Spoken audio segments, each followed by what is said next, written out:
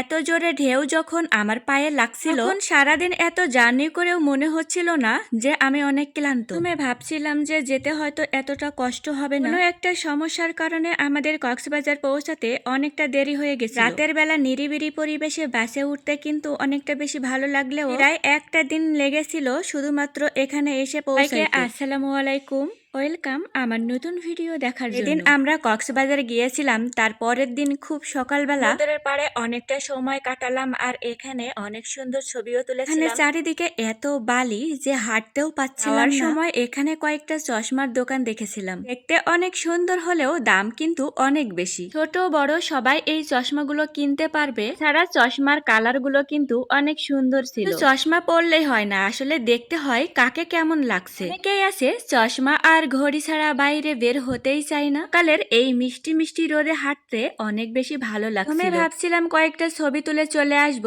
তারপর কেন জানি মনে হলো কয়েকটা ভিডিও করে নেই, এটা আমার স্মৃতি হিসেবে থেকে যাবে। যারা ছবি তুলতে পারে না তারা কিন্তু এখান থেকে ক্যামেরাম্যানের সাথে যোগাযোগ করেও অনেক সুন্দর ছবি তুলে নিতে পারবেন। ছোট ছোট বাচ্চারা যখন বালু নিয়ে খেলছিল, মাঝে মাঝে স্রোতের ঢেউ এসে বালুগুলো একসাথে হচ্ছিল, তারা অনেক মজা পাচ্ছিল। মাঝে মাঝে আমিও এমন করে লিখছিলাম আর এই পানি এসে লেখাগুলো ধুয়ে মুছে চলে যাচ্ছিল, আর এটাই কিন্তু সব থেকে বেশি ভালো হচ্ছিল। বছরে একবার হলেও যে কোনো জায়গায় আমাদের ঘুরে আসা উচিত। করতে করতে আমরা মেয়েরা যখন অনেক বেশি বোরিং হয়ে যায়, দেওয়ালে বন্দি থাকতে একটা সময় মেজাজটাও কিন্তু শান্ত থাকে না। মাত্র বাবার বাড়ি শ্বশুর বাড়ি এই করতে করতে অনেক মেয়েদের জীবনটাও কেটে যায়। ছেলে মানুষ ইচ্ছে করলে অনেক জায়গায় ঘুরতে পারলেও মেয়েরা সেইভাবে ঘুরতে পারে না। গ্রামে থেকে যারা সংসার করে তাদের হিসাব সম্পূর্ণ আলাদা। পরেও আমার কেন জানি মনে হয় আসলে সময় করে সবাইকেই ঘোরা উচিত। তবে আমার অনেক দিনের ইচ্ছে ছিল আমি কক্সবাজার ঘুরতে যাব, শেষমেশ আমার ইচ্ছেটা পূরণ হয়ে গেল। যখন যেখানে মন চাই তখন সেখানে যেতে পারি না ঠিক, হঠাৎ করেই আমাদের এই ধরনের সারপ্রাইজ চলে আসে। এখানে কয়েকটা দোকান ছিল আর আমার প্রয়োজনীয় কয়েকটা জিনিসও কিনে নিয়েছিলাম। এখানে প্রত্যেকটা জিনিস কিন্তু অনেক সুন্দর, তবে আপনাকে জেনে বুঝে এখানে কিনতে হবে। সব জায়গার জিনিস দেখতে সুন্দর হলেও দাম কিন্তু